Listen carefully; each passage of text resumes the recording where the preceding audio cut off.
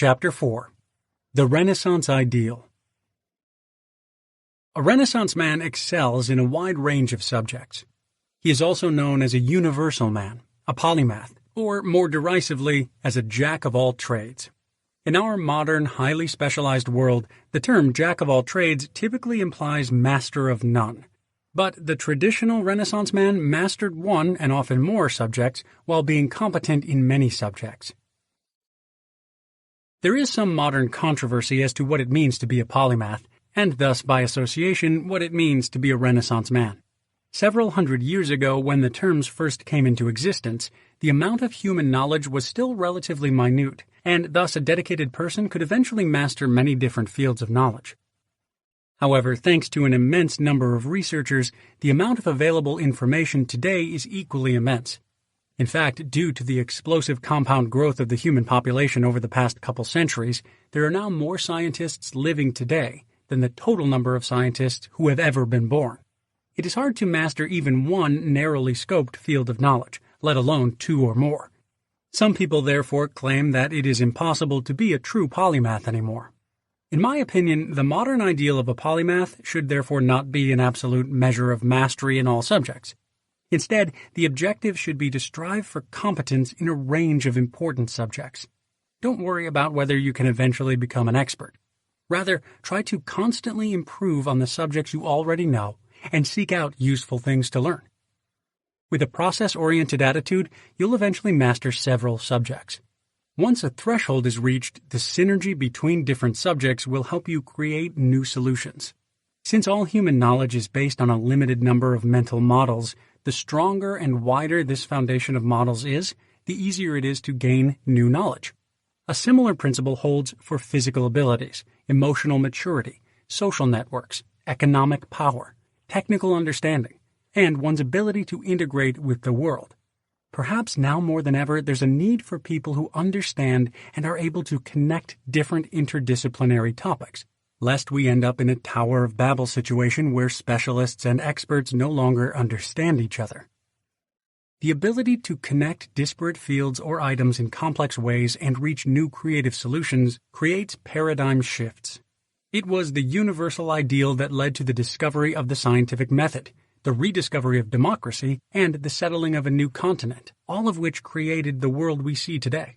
It's also the universal ideal that spurs the occasional renegade to discover something completely different, like the general theory of relativity, string theory, or chaos theory. Conversely, the present methodical, milestone-governed specialist approach is largely a mopping-up operation, which leads to increasing levels of detail but no new ways of understanding things. This way of thinking has dominated our culture for some time, where problems are formulated and solved within the present framework of thinking, leading to the world and way of life described in Chapter 2. If you want to change your life, don't be tempted to outsource your life or your operations. You'll never know which kind of connections or synergies you're missing, and you'll only make yourself more dependent on your suppliers. 4.1. Human Capital and Necessary Personal Assets. As mentioned in Chapter 2, it is interesting that we refer to primitive people as primitive, when every primitive person is able to build his own tools and shelter, make his own clothes, provide heat and water, and knows what food is edible and what isn't. How many of us are capable of that? His technology may be primitive, but his general knowledge of his world far surpasses ours. A primitive can competently participate in every aspect of what his culture does. In contrast, we only know something about a very limited number of things in our culture, such as our job training and functions, and the only thing we share in common are opinions about local restaurants, the fictitious lives of the characters in a couple of TV serials, and a rudimentary understanding of the weather forecast. In that regard, our society is more akin to a highly developed insect colony, where specialized members work for the greater whole. Given the lack of diversity of individuals' skills, the popular measure of how well we're doing is given by a single number, our net worth, or salary for those who don't have a net worth. Open any book on personal finance, and one of the first numbers introduced is the concept of net worth. Your net worth is equal to the sum of all your financial assets, house investments, and possessions, minus the sum of all your financial liabilities, mortgages, and loans. This can be positive or negative, but it is still a one-dimensional number. Net worth is only useful as a measuring stick if everybody plays the same game and has the same form of consumption. It is only useful in a world where money is earned with one skill and the lack of all other skills is compensated for by spending money. However, real people, even specialists, are not so one-dimensional. A person may be able to cook his own food. Reheating pizzas or boiling noodles is not cooking. Compared to a person that needs to go out to eat or buy more expensive pre-processed food, that skill is an asset, because the person needs less money to eat. Yet how does one put a price on this asset? Similarly, a person with a high-paying job may be chronically stressed or sedentary and thus at a higher risk of developing various lifestyle diseases. Yet how does one put a price on this liability? It may not be possible to put a precise price on such assets and liabilities, but it's possible to draw a diagram that illustrates them. In the scenario for a locked-in person, as described in Chapter 2, various areas of the person's life, such as working, living, eating, and so on, are depicted along the x-axis, with the depth of his competence represented by the y-axis. A dashed line running horizontally across the y-axis separates the lower areas, in which the person is paying, from the upper areas in which the person is getting paid. A locked-in person has almost no useful skills. The one skill they do have provides all of their income. Consequently, a locked-in specialist gets paid for only a single area, but he is paid a lot, indicated by a tall spike in that area of the person's life. Yet all other areas are below the dashed line, indicating that those areas must be paid for. Contrast this with a person who has multiple personal skills or assets. While there may not be time to develop a skill to the same remunerative level as the specialist, he nevertheless compensates by being able to earn some income in several areas while needing less money in other areas, because he's able to do some work himself and to shop for lower prices. This is a person who is less dependent on the market system than the specialist. It's a person for whom net worth is less relevant. In extreme cases, money may even be irrelevant. It is curious that experts recommend that investments be broadly diversified, while at the same time recommending that job skills should be highly concentrated. The Renaissance man has a lot of diversified human capital, but it will be difficult, though not impossible, to sell it on a market tailored for specialists. Selling isn't the point, though. Rather than focusing on how to sell, it's often more efficient to focus on how not to buy. And a wide assortment of skills can substitute for a lot of otherwise required income. According to experts on expertise, yes, there is such a thing, it takes 1,000 hours of focused effort to be considered competent in a subject, 3,000 hours to master it, and 10,000 hours to become an expert. Considering that the average person spends 4 hours a day, or almost 1,500 hours a year watching TV or playing computer games, it is not an insurmountable task over a period of years to become an expert in a field while simultaneously becoming competent in several other fields, perhaps even mastering one of them. Which skills should one focus on? The Renaissance men of the 17th century strove to increase their ability to defend themselves with a variety of weapons, play a variety of musical instruments and paint, debate politics and philosophy, advance knowledge in the sciences, and be an accomplished author and poet. For our modern purposes, the fields can perhaps be grouped into 7 generic fields: physiological, economical, intellectual, emotional, social, technical, and ecological. Initially, it may seem overwhelming to master such a wide array of subjects, and perhaps the idea is even incompatible with your personal preferences. However, the universal ideal doesn't require total mastery of a subject. It only aspires to it. Keep in mind that effort and results are not linearly related over the entire range. Ideally, effort should be spread equally between all subjects, though due to personal preferences and talents, a person may decide to focus more on some areas than others. 4.1.1 Physiological. Many people spend more time maintaining their house and car than they do their health. Too many forget that they live in their body first and their home second. To be at home in the world is first to be at home in the body. After all, where else are you going to live? Hence, taking care of the body should take priority over taking care of the rest of the world. For some reason, many people give up entirely on physical activity after leaving college, thus commencing an ongoing physical decline, losing muscle and bone mass from their 30s until their death due to inactivity. It is common for a trained 60-year-old to be in better physical shape than a sedentary 30-year-old. Physiological goals for someone aspiring to be a Renaissance man are to maintain optimal levels of physical and mental health, know how the human body functions and physiologically adapts to imposed demands like stress, overeating, lack of exercise, and their opposites, know which kinds of food promote health and which kinds of food destroy health and why, maintain good eating habits and the discipline to avoid destructive foods, alongside knowing how to preserve food and how to tell when food is spoiled. Be able to compete in local sports competitions, which does not include jogging or walking a 4 or more hour marathon, with those who focus on sports rather than one of the other 5 areas eventually being able to compete on a regional level. Be able to perform physically while exhausted, hungry, or tired. Be able to perform under the worst conditions, such as carrying an unconscious person out of a burning house or pulling oneself up while hanging from a gutter in case of a fall, or similar real-life demands, and know at least basic first aid. 4.1.2 Intellectual. Throughout their education, people have been told what to think, and throughout their careers, they have been told what to do and what to say. Being constantly bombarded with facts and opinions, many people simply adopt them as their own. Most people, therefore, do not think for themselves, but rely on others to do it for them. Consequently, many people follow authority, rely on experts, and get their opinions from pundits and the internet. Critical thinking doesn't come naturally.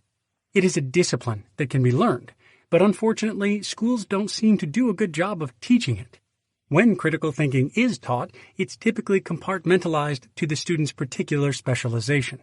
Consequently, a person may be able to think critically when it comes to the life cycle of the fruit fly or late 19th century Indian fiction, but is otherwise unable to apply the methods elsewhere, because the general principles of rational thought are not taught. Yet without critical thinking skills, there's no way of correctly solving problems yourself, and no way of critically questioning your life and your surroundings. Relying on outside analysis of those areas restricts the scope of choices, whereas your own critical analysis and synthesis create new choices. It makes you a leader rather than a follower. The average person is a follower. Aside from being able to think, one should also know what to think about. If thinking is the tool, knowledge is the resource. It's only by combining these that productive solutions can be formed. There are few combinations more dangerous than an intelligent person without knowledge, experience, and wisdom. In general, the wider the scope of one's knowledge, the greater one's ability to think laterally and the more creative the solutions become. The Renaissance man should therefore acquire knowledge from many different fields so as to have the intellectual horsepower to solve many different kinds of problems. Also, he should acknowledge that breadth of knowledge is inherently valuable, and that learning should not stop when leaving school. Intellectual goals for someone aspiring to be a Renaissance man are to be able to prioritize the relevance of information and be able to quickly research and find relevant information in many different areas, learn independently, and have an interest in doing so. Have enough generalized knowledge to be able to understand the information and put it into the context of a mental framework, a model, or a procedure, and use it to ask further questions. Recognize which problems the model applies to, take the solution to one problem, generalize it, and apply it to another problem. Be able to critically analyze the model, refine it, and combine different models to achieve an objective, as well as practicing critical thinking in all aspects of life to reach a degree of rational certainty, and being open to new ideas but not accepting anything uncritically. Synthesize interdisciplinary information and laterally connect similarities which are not immediately apparent, discovering new models and procedures.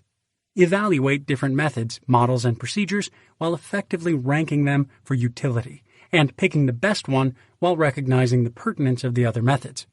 Pursue relevant and correct knowledge persistently and consistently, and master the fundamentals.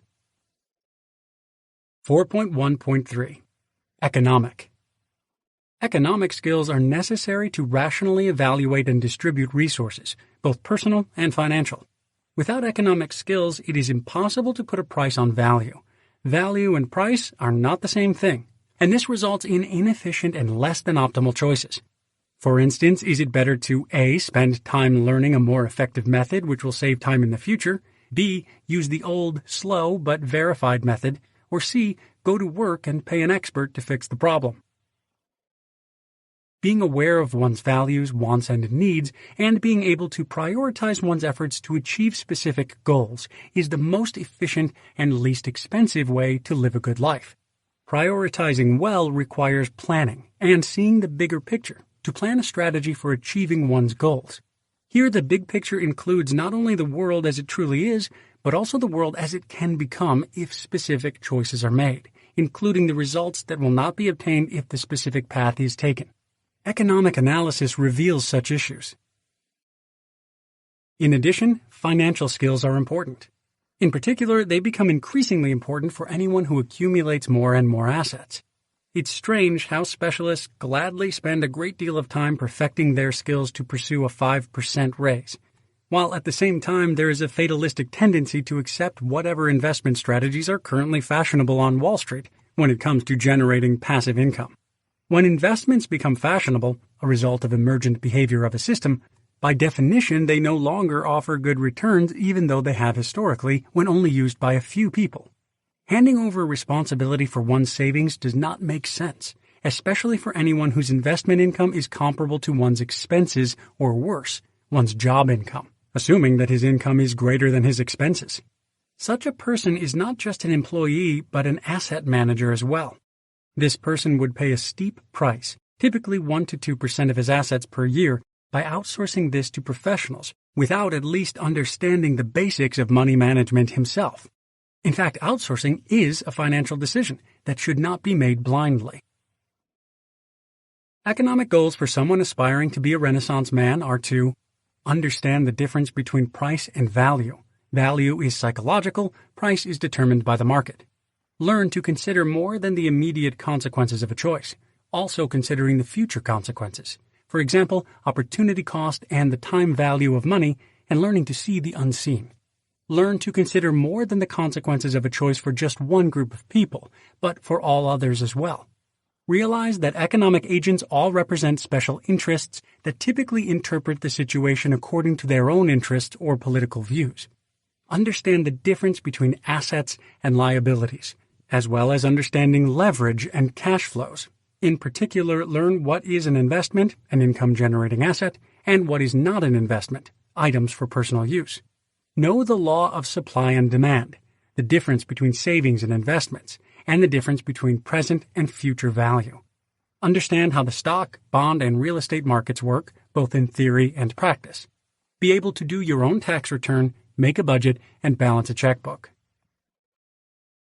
4.1.4 Emotional. Emotional awareness is necessary to align action and goals with personal values.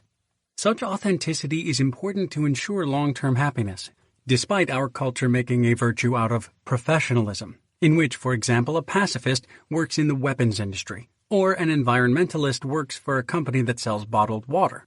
Having a firm relationship with one's personal values is also important in the short term. It allows one to make choices without being swayed by advertising and other manipulative methods. Our values are frequently manipulated. Choices will be made because they feel good or out of fear. In general, rich societies place a high value on luxuries, extreme wants, and safety, and most ideas can be sold if those values appear to be threatened. One's values must be known accurately to determine the right lifestyle, and they must be known precisely to make good choices that maximize personal utility. Given a decision, an accurate understanding of values reveals whether the decision is good. Given two choices, A and B, a precise evaluation makes it possible to choose between them. Without precision to determine the price, trading becomes inefficient. In addition to internal emotional awareness, external emotional awareness is also important. Aligning action with values requires persistence, mental fortitude, an ability to handle stress, and a strong character. These attributes are all a consequence of agency, the supreme belief that you are in control of your own life, rather than the belief that your life is controlled by luck, destiny, or powerful others. Emotional goals for someone aspiring to be a Renaissance man are to be able to appraise value in all matters to make sound decisions, not waste time, money, effort, or resources, not be subject to emotional manipulation or engage in wishful, magical thinking, believing things are true because he would like them to be, or worse, believing he can influence external events by thinking positively about them. Have a strong character, persist, cope with adversity, be resistant to stress, be calm, and displace frustration. Develop a passion and appreciate the arts and what it means to be human rather than just a human resource.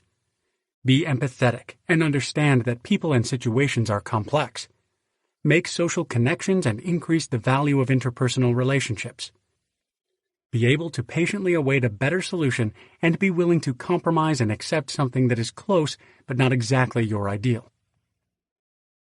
4.1.5 Social. Modern societies have become an aggregation of individuals.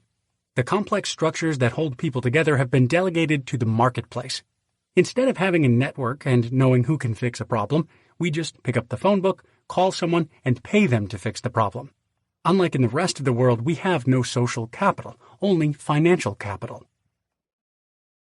This lack of complex social structure has led to neighborhoods where each household has their own power mower that they use for 15 minutes a week to mow their postage stamp-sized lawn. Multiply this by practically every other activity that people now do alone, and one realizes that the replacement of community requires a tremendous amount of resources. Of course, this is great for business, but a person with some skill in creating a community can save a lot of resources and generate a lot of utility by connecting with people. Social goals for someone aspiring to be a Renaissance man are to get to know people outside your profession, hobby, or club, religion, political party, socioeconomic stratum, and country. Start or join a co-op. This can be anything from buying groceries to participating in a tool shop to sharing movies with other people. Learn how to sell, barter, swap, and give things away. Learn how to network and build your social capital. Get involved in politics on some level. 4.1.6 Technical. Thanks to specialization, the average person uses many more kinds of technology than he actually understands. This lack of understanding makes us unable to distinguish quality and allows marketing and slogans to influence purchases. As a result, people frequently end up with products and tools that are either less than optimal or just plain unsuitable. This leads to frustration and additional purchases, and allows the experts to charge more for what should be simple operations. In addition, technology often replaces what used to be considered a skill. For instance, some people no longer know how to boil an egg, thanks to the invention of the automatic egg boiler. On top of that, consider how many other life skills have been lost during our transformation from craftsmen to technology users. Not only does this leave us without the ability to solve the simplest problem when something breaks down, it also leads to enormous dependence on experts and specialists, and thus on an income to pay for their services, completing the circle. It's commonly thought that independence is mainly achieved through a large income. Rather than working to establish such a large income, it can, however, just as easily be gained by acquiring skills instead. Technical goals for someone aspiring to be a Renaissance man are to have knowledge of the skills of different professions to be able to critically judge the services of professionals. Have a working understanding of all the technology you use to understand its limits and benefits. Learn how to select the optimal tools for your use, how to maintain them, and how to repair them when they break down. Learn a common trade to be able to barter your skills for other things. 4.1.7 Ecological. All systems possess ecological knowledge intuitively through evolutionary means. Being part of an ecological system, humans used to possess this knowledge as well. However, technology has created an aberrated bubble, screening people from this knowledge. Most people are therefore no longer capable of thinking in ecological terms. Indeed, it has resulted in a new kind of system, which, like all young systems, is more focused on exponential growth, production, expansion, and quantity rather than stability, protection, consolidation, and quality, which are the marks of a mature system. Unfortunately for the existing mature systems in nature, the rapid expansion of the human bubble is destroying them.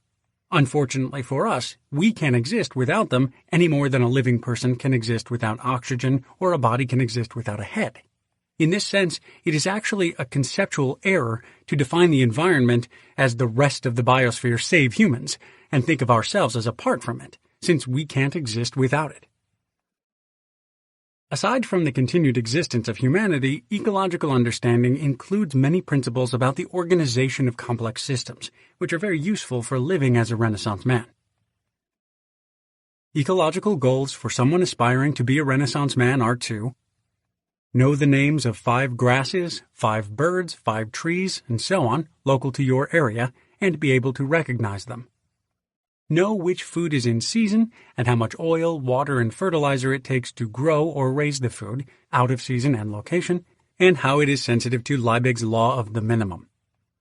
Grow and sustain a garden without using pesticides, hybrid seeds, chemical-based fertilizer, and so on. A garden, and indeed any system, will achieve maximum integrity when it is in balance, and when growth is stable and resilient without ongoing external interference. Promote functional diversity to retain adaptive capacity, to allow evolution to happen when the environment changes. Adaptive and evolutionary potential should be considered before interfering. Actions always have reactions, and so action is not always a good idea. Always consider the system and understand both the parts and the whole. No parts exist without the whole, and the whole doesn't exist without the parts. Everything is related to everything else, mostly indirectly.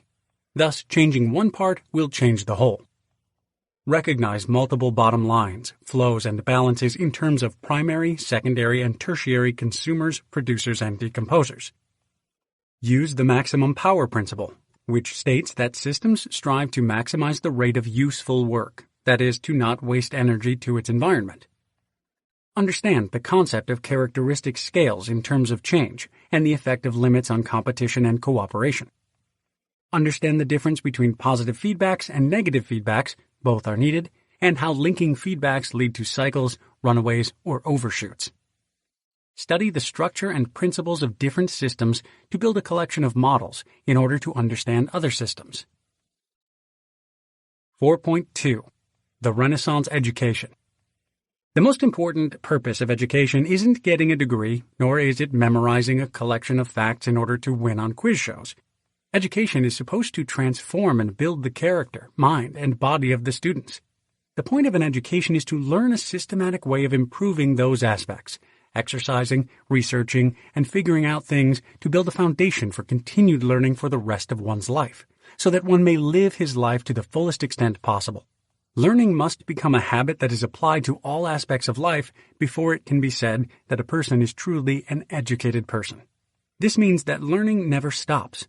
Sadly, this point is entirely missed by our current educational system, or at least by the students who consider education to be a product, and who stop learning as soon as they get their degree. Take note, education widens the focus while training narrows it.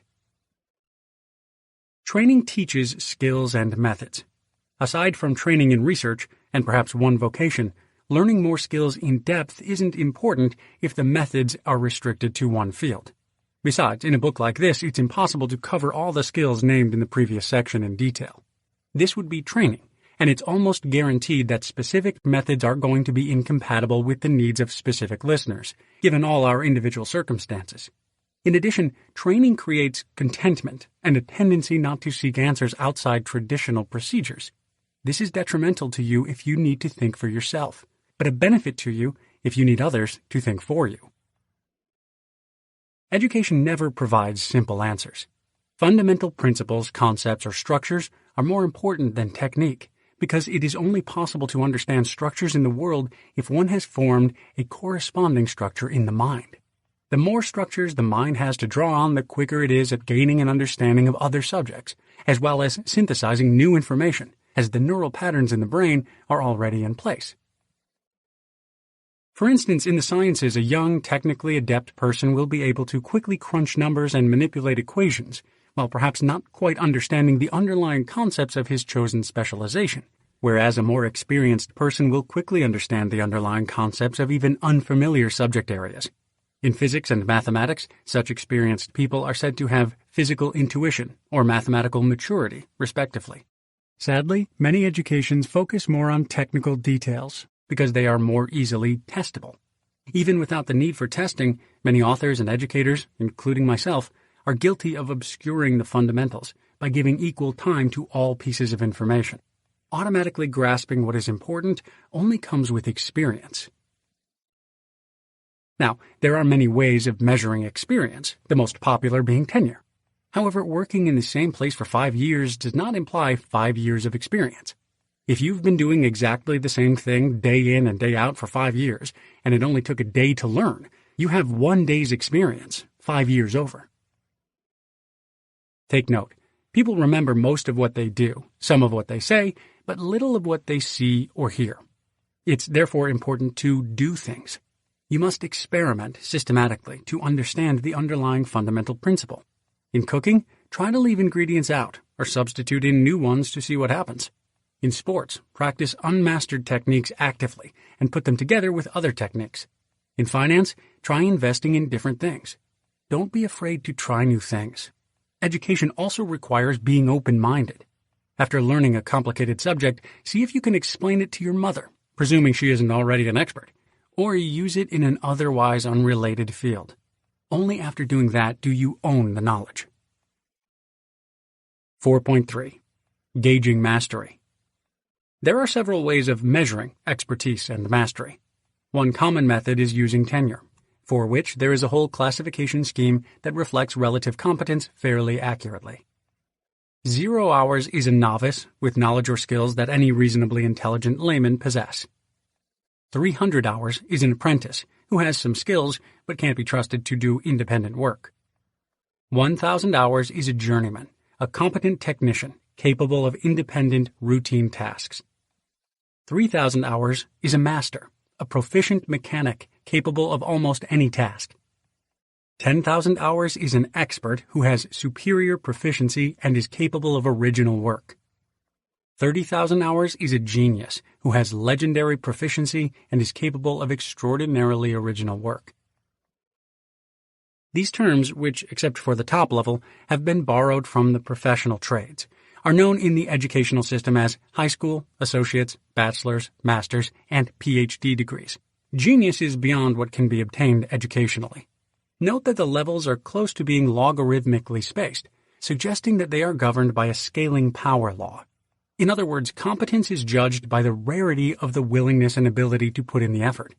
The level at 30,000 hours is reserved for the Mozarts and Da Vinci's of the world, who spend every waking hour in their field of expertise. The hours are active learning hours. Mindless repetition doesn't count towards the total. 5 years of experience isn't the same as 1 year of experience repeated 5 times. The nominal rank isn't important either.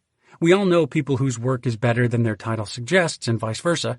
Rather, it is the degree of accumulated effort that distinguishes one level from the next. Since not all effort is the same and not everybody learns and develops at the same pace, it's more useful to look at expertise by considering the following list, which parallels the development mentioned earlier. 1. Copying.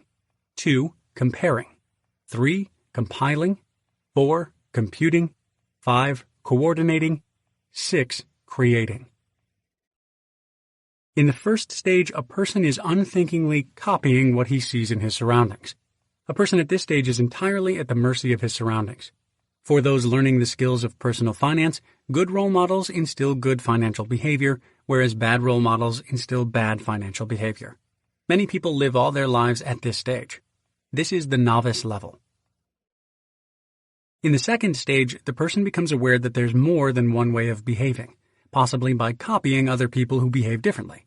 Keep in mind that many people never get to the second stage. Sure, everybody probably compares themselves to others to some degree. Keeping up with the Joneses is one such comparison. But such comparisons are comparisons in degree, not in kind.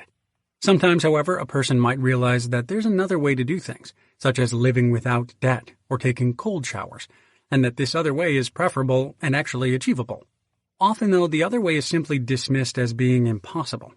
The preponderance of people in stage 1 and 2 explains why advertising works. In the third stage, the person is actively collecting ways of doing things differently. Many personal development books and blogs operate at the third stage, compiling large lists of tips and tricks, each describing a fragment of what constitutes good behavior. In the fourth stage, the person is able to apply several of these tips to everyday life. For instance, the person will be able to make a budget and follow a plan. This stage is about implementing a plan. Many blogs, books, and TV shows also discuss this stage. Stages 3 and 4 are mostly about the technical aspects, the journeyman stage of mastery. They concern the nuts and bolts. Stage 3 is about collecting them, and Stage 4 is about pairing them together, screwing the nuts onto the bolts.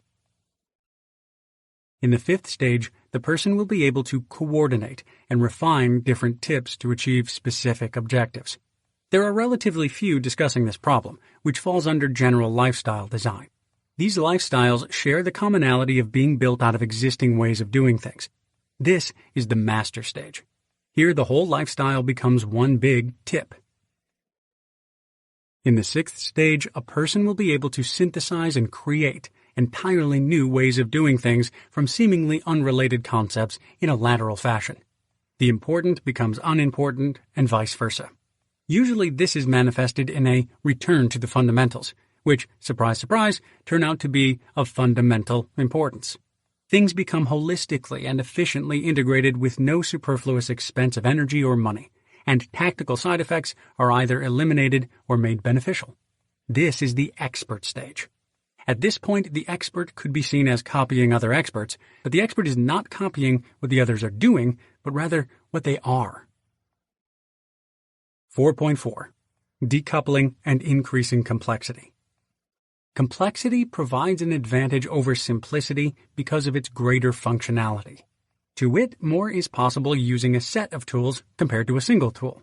Complexity allows understanding, manipulating, and using the same thing in many ways, which is useful for perspective, and understanding, manipulating, and using many things in the same way, which is useful for synthesis by using analogous methods. Complexity, therefore, results in flexibility. Increasing complexity always increases capability and adaptability. The human species is probably the best example of this. Humans have the most complex brains of all species, and as a result we've become the dominant species and been able to adapt to practically all parts of the Earth. However, complexity also has a cost, because maintaining increasing levels of complexity requires increasingly more effort.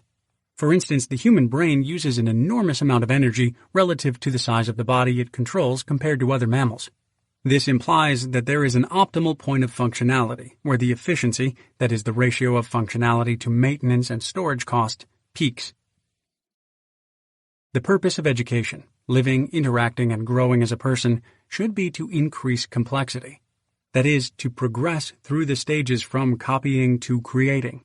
Without this progression, the brain is overwhelmed by the sheer quantity of facts, stuff, relations, appointments, and so on. If information is simply accumulated or compiled, one should expect at some point to be forgetting practically as fast as new things are learned. It is just the brain's way of being efficient on its own. This is particularly true when the focus is on compiling facts instead of reducing facts to principles and synthesizing more general theories. The same principle holds when accumulating things without learning new and better ways to use them, or when building relationships without connecting them into a community. Similar arguments can be made for computing, that is, taking on more and more work, hobbies, and responsibilities. The maintenance costs simply grow larger and larger, and if no complexity is created, adding another fact, thing, or relation to the collection will eventually grow functionality by 0 of 1, that is, not at all, due to the one thing at a time constraint, whereas the maintenance cost will grow by 0 of n. The main mistake when dealing with an overwhelming amount of data and stuff is to reduce it rather than relating to it on a more abstract level. It's always easier to cut away than it is to create, but it's not always the best solution. While abstraction reduces the number of concepts to deal with, decoupling further reduces it by decreasing the number of relevant interactions, or degrees of freedom. It's very difficult to deal with more than a few degrees of freedom, because the number of possible interactions has super exponential growth. Decoupling decreases the strength of the interaction between parts. Interaction may either be described as static, instant, or dynamic, depending on the characteristic, time or space, scales of the parts. Think of a static interaction as dealing with a wall. It stays put no matter how you push it. A dynamic interaction would be like pushing a person. The other person responds to your pushing, but you can't just extend your arm freely.